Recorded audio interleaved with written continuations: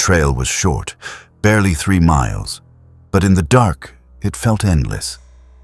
I'd planned to hike up and back before night truly set in, but I'd forgotten how quickly daylight dies in late winter. I'd climbed the ridge alone to find phone signal. My cousin Mara was away for the week, helping a neighbor cut and stack firewood, and I'd stayed behind to feed her dogs and keep the farmhouse warm. I wasn't from the valley originally. I grew up in a town about an hour away. But I'd visited often enough to know these woods. They weren't unfamiliar. Not yet. The ridge path was steep but clearly marked, narrow with loose stone and patches of frost. Nothing dangerous if you paid attention. I figured I'd reach the top, send a few messages, maybe check the weather, then be back before full dark. But at the summit, my phone showed nothing. Not a single bar. I lifted it overhead, turned in slow circles like a fool begging the sky for notice. Nothing changed. Just the cold deepening in my fingers and the wind scraping across the exposed ridge. Eventually I gave up. My hands were numb. The last light was fading fast. I switched on my flashlight and started down carefully. The trail was thin here, shale shifting under worn boots with almost no tread left. One bad slip and I'd be spending the night crumpled against rock and ice. I took each step slow and deliberate. I was halfway down when I saw him. At first I thought it was a tree leaning at an odd angle, or a stump catching the beam strangely. Then it moved, just slightly, and I realized it was a person standing just off the path. He hadn't tried to hide, he just waited, half covered by a pine about 10 feet away. No footsteps, no rustle of approach. The forest had been silent, and he'd simply appeared inside that silence. I stopped and lifted the flashlight fully onto him. He stepped forward enough to be clearly seen. Faded jeans, a long brown coat hanging to his knees. His face was pale, colorless in the beam, but it was his eyes that locked me in place. He didn't blink, didn't squint, didn't react to the bright light at all, just stared straight through it, straight into me. "Hey," I said, trying to sound casual. "You okay?" No answer, no shift in posture, no visible breath in the cold air. Nothing. "You lost?" I tried again. Still nothing. My throat tightened. Maybe he was drunk, maybe confused. But who comes up here in winter without gloves, without a light, without gear? He took one slow step closer. I backed up, keeping the flashlight on him. The trail was too narrow to turn around quickly without risking a fall. Then he smiled. Not friendly, not wide, just a knowing curve, like he was in on something I wasn't. "You come up from the hollow?" he asked. His voice was thin, dry, as if it hadn't been used in a long time. No accent I could place, but it felt wrong, slightly out of sync with the world. "Yeah," I said, "staying at Mara's, just heading back." He nodded once, slow, measured. "That's good," he said. "You want to keep going?" I forced a small laugh. "Yeah, that's the plan." He moved again, casual this time, slipping one hand into his coat. My stomach tightened hard. I thought he might be reaching for a weapon. My grip clenched on the flashlight, but he didn't pull out a knife. He pulled out something thin and dark, a length of wire or cord dangling loosely between his fingers. "You're going to hear something soon," he said. "It might sound like it's behind you, might sound like it's ahead. You don't stop." I didn't answer. Couldn't. Then he said, "If you see another me, don't talk to it. Don't look at it." His smile widened this time. Too wide, too pleased. And then he turned and walked sideways into the trees. Not down the trail. Not toward anywhere sensible. Just straight into the dark forest, swallowed by branches and shadow, without a single sound of footsteps. I stood there for a moment, trying not to run. Then I started moving. Fast, but careful. Focused on the trail under my feet. At first, all I heard was my breathing and the crunch of frost-bitten leaves. Then something else joined the rhythm, a brushing sound in the undergrowth behind me. Keeping pace, matching me. I sped up. So did it. I spun around, flashlight swinging, nothing there. I moved faster, reached a bend in the trail. My foot slipped. I caught myself on a tree and looked up. He was there, same coat, same shape, standing in the middle of the path ahead, far enough away that his face was just a pale blur.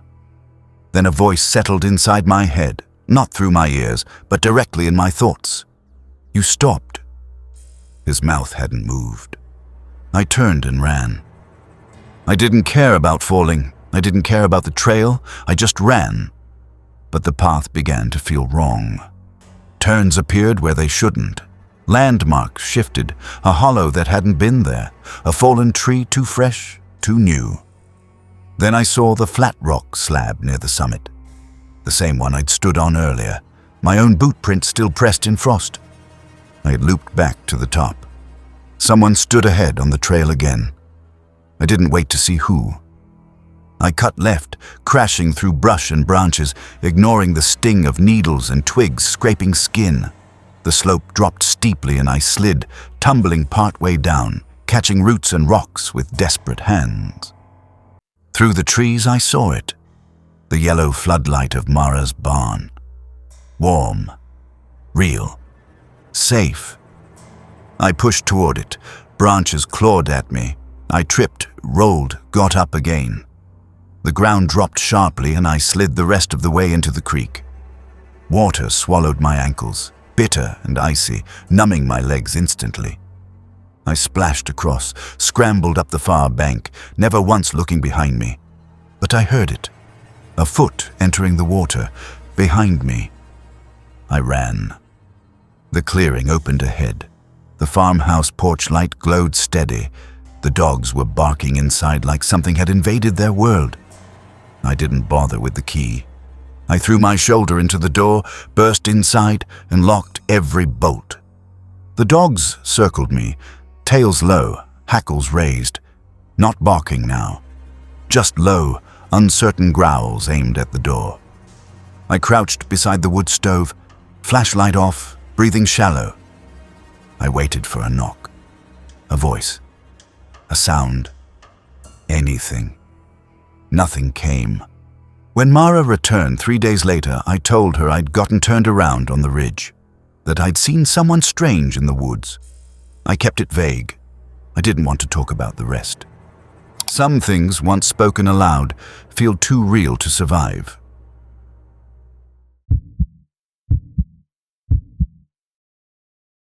A few winters ago, I spent a weekend alone at my grandfather's old trapping cabin.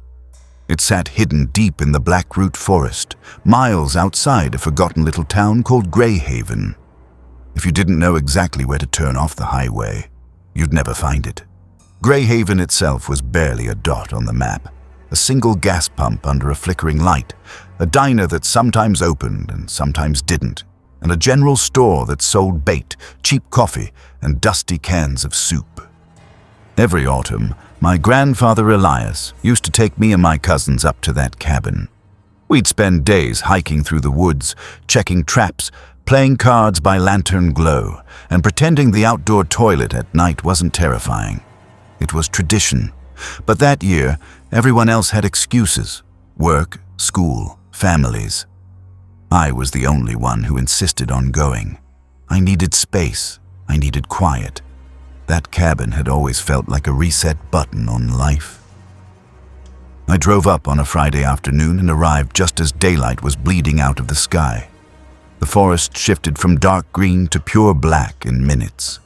The air smelled of cold pine resin and frozen earth. The cabin looked exactly as I remembered: gray, weather-worn boards, a tiny porch, and a screen door that never quite closed all the way. Inside, it was bitter cold and smelled of dust and old smoke, but there was a propane heater and a narrow cot with clean blankets. No phone service, no internet, no neighbors for miles. It felt like stepping out of the modern world and into something older, something patient. That first night passed quietly. I unpacked, warmed a can of stew, and played cards by lantern light. Around midnight, the wind began pushing at the windows, soft at first, then harder, like invisible hands testing the glass. But I'd grown up hearing those sounds. They were familiar. I fell asleep quickly. The next morning, I hiked the lower ridge to look for animal tracks. There were none. No deer, no rabbits, not even birds. The forest was silent. Snow drifted down in slow, lazy flakes, thick enough to swallow sound. I told myself bad weather kept wildlife hidden. By afternoon, the snowfall grew heavy. I lit the iron stove, made soup, and read an old paperback I found on the shelf. The snow didn't stop. By evening, it had stacked halfway up the front door. I went to bed early, planning to head out in the morning and check the creek trail on my way back. I just started drifting off when I heard it, a low creak. Not the stove, not the wood settling. This was different, like pressure, like weight leaning on timber. My heart kicked hard against my ribs. I sat up and listened. Silence. I told myself it was snow sliding off the roof. It happens. I checked my watch, a little past 1 in the morning. My flashlight flickered before steadying. I aimed it at the window. Snow was pressed halfway up the glass, a white wall outside. I lay back down, ears open. Then the creak came again. Slower, intentional. Not close, but not far either. I kept my boots on after that. I must have dozed eventually, because the next sound jolted me fully awake. A solid, deliberate thump on the porch. I shot upright, flashlight in hand, beam locked on the door. Nothing moved. I didn't lie back down again. I sat there for over an hour, breath shallow, every gust of wind making my muscles tense. When the sky finally began to brighten, I forced myself to look outside. That's when I saw the tracks. One set, huge, wide apart. The stride was wrong, too long, too stretched, as if whatever made them didn't walk the way people do. The prints came from the tree line, circled the cabin once, and stopped at the back wall. No trail leading away, just an ending. I grabbed my small rifle and stepped outside.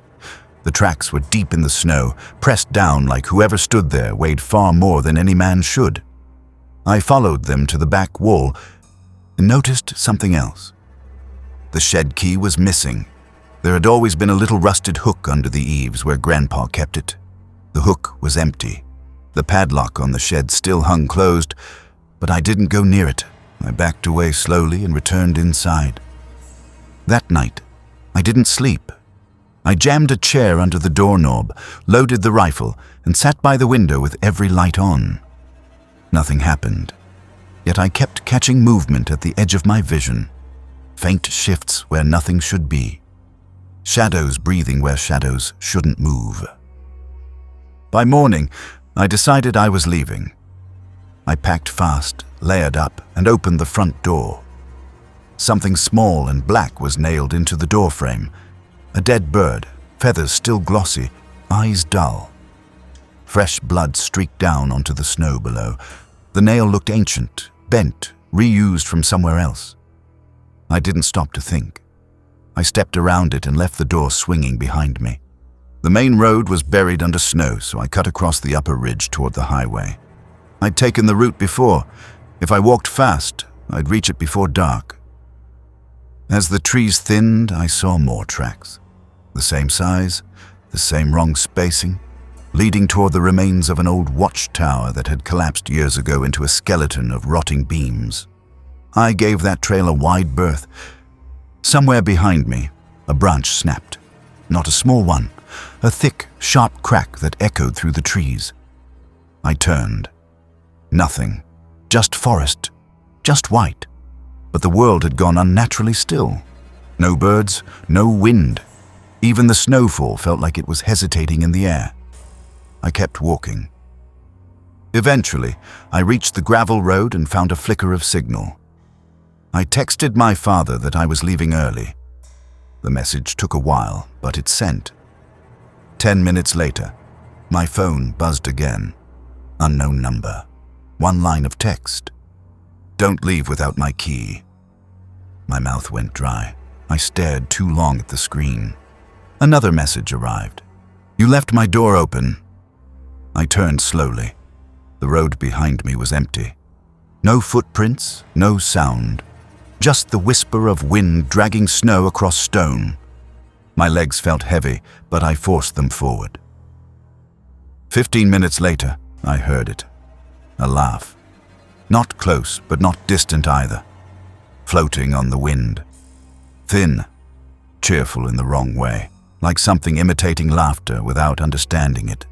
Too long, too stretched, like it didn't belong in a human chest. I ran. I didn't look back. I didn't stop until I reached headlights cutting through the snow. A truck driver picked me up, gave me water, and didn't ask many questions when I told him I'd gotten lost in the woods. A few weeks later, the cabin burned down. No official cause was ever given. My grandfather never rebuilt. He sold the land and moved far away. And he never spoke of the cabin again. That winter, I set out on a 3-day loop hike before the heavy snows closed the high country for good. I'd walked these mountains before, but never this late in the season. I wasn't chasing adventure, just solitude. Quiet, a place where the world felt far away. By late afternoon, I found a sheltered hollow beneath a stone overhang, looking out across a frozen valley. It was a decent place to bed down. I dropped my pack, set up my bivy sack, and lit a small fire to heat coffee. My boots came off, my gloves tucked into my coat sleeves, and I stretched against my pack while studying my trail map under my headlamp, double-checking the next day's route. That's when I saw the mark. A thin red line cut across the corner of the map page, slashed just above the area I had circled for my campsite. It wasn't a printed trail, not a contour line, just a curved stroke, like someone had dragged a red pen across the paper. I knew that map was clean. I'd bought it the day before at a roadside station in a town called Iron Ridge, and I always checked new gear for smudges or misprints. Still, I told myself I was tired. Maybe I'd missed it earlier. I let it go. An hour later, I stepped about 20 yards into the trees to relieve myself.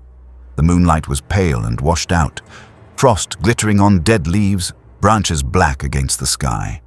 When I returned, my backpack was zipped shut. I froze. Most people wouldn't notice something like that, but I never zip my pack closed when I'm alone in the cold. I keep it half open so I can reach gear quickly. It's habit. Survival habit. But now, not only was the outer zipper sealed, the inner drawstring compartment had been pulled tight and tied in a neat knot, a knot I never use. I crouched, trying to invent a logical explanation. Wind? Maybe I'd done it absent-mindedly. But nothing else had shifted. No scattered gear, no moved stones. I untied the knot slowly and checked inside. Everything was there. Flashlight, filter, food, knife. Nothing missing. Except my thermal base layer was now folded neatly on top. I don't fold clothes on the trail. Nobody does. You stuff, roll, compress. You don't fold. And I'd packed that layer at the very bottom. I stood up and turned in a slow circle, headlamp cutting through the dark.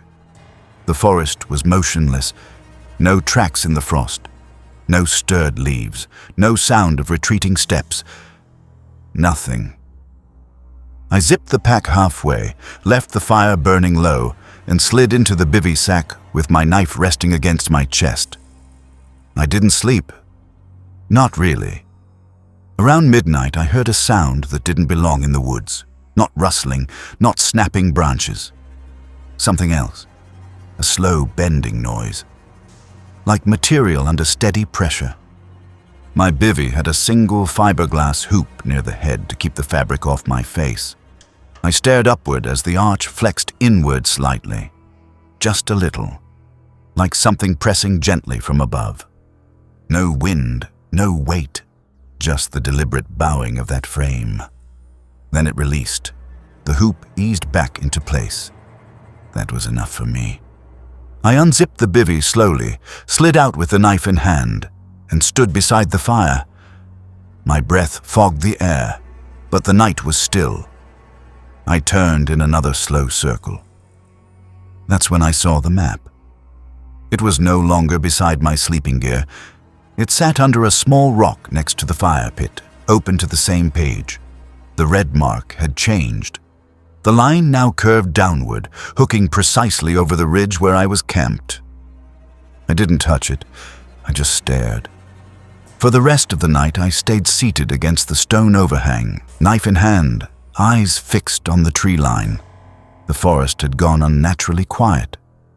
No wind, no animals, not even the usual groan of settling branches. Just absolute stillness, broken only by the occasional pop of firewood and the faint, distant creak of shifting ice somewhere high above. Just before dawn, when the sky was barely beginning to pale, I noticed something new on the map. A small, uneven square had been drawn beside the red line, handmade, not part of the print. Inside the square was faint writing, so light I had to crouch close to read it. Resettled twice. Do not return. The lettering looked old, the same style I'd seen carved into forgotten survey markers deep in backcountry forests. Shaky, but intentional. I lifted my gaze toward the trees. Across from my campsite, maybe 20 yards away, sat a low stack of weathered lumber half buried in snow. I hadn't noticed it before. Just a few gray logs piled 4 or 5 high, with a rusted sheet of tin balanced on top. I approached carefully, knife still in hand. The closer I got, the more it looked like the beginning of a structure abandoned mid-build. The wood was soaked with age, smelling of damp earth and old preservative. Nails jutted at odd angles. Faint remnants of lettering were stenciled across the tin, but rust had swallowed whatever it once said. I pried one corner of the tin upward. It was heavier than it looked. I expected a hollow beneath, a cellar, a pit, some hidden space. But there was nothing. Just tightly packed wood beneath, sealed as if covering something that had never been finished, or never meant to be opened. That was when I decided I was done. I backed away, scanned the woods one last time. Still no movement, no tracks, no sign that anything had ever been there at all. I packed in minutes, shoved the map deep into the bottom of my bag without looking at it again. My hands trembled as I laced my boots. The hike back felt wrong, longer, twisting in ways I didn't remember. Turns seemed unfamiliar, landmarks out of place. But I didn't stop. I just walked until the trees thinned and my truck came into view. That's when I saw the scrape. A fresh, thin gouge across the rear bumper, long, clean, like something sharp had been dragged along the metal. I hadn't parked near any branches. I'd checked the truck before leaving. It hadn't been there. I didn't think about it. I got in. I drove straight off the mountain. I stopped once in the town of Iron Ridge for coffee and to call my job. I told them I needed a week off. They didn't ask why, and I didn't tell them.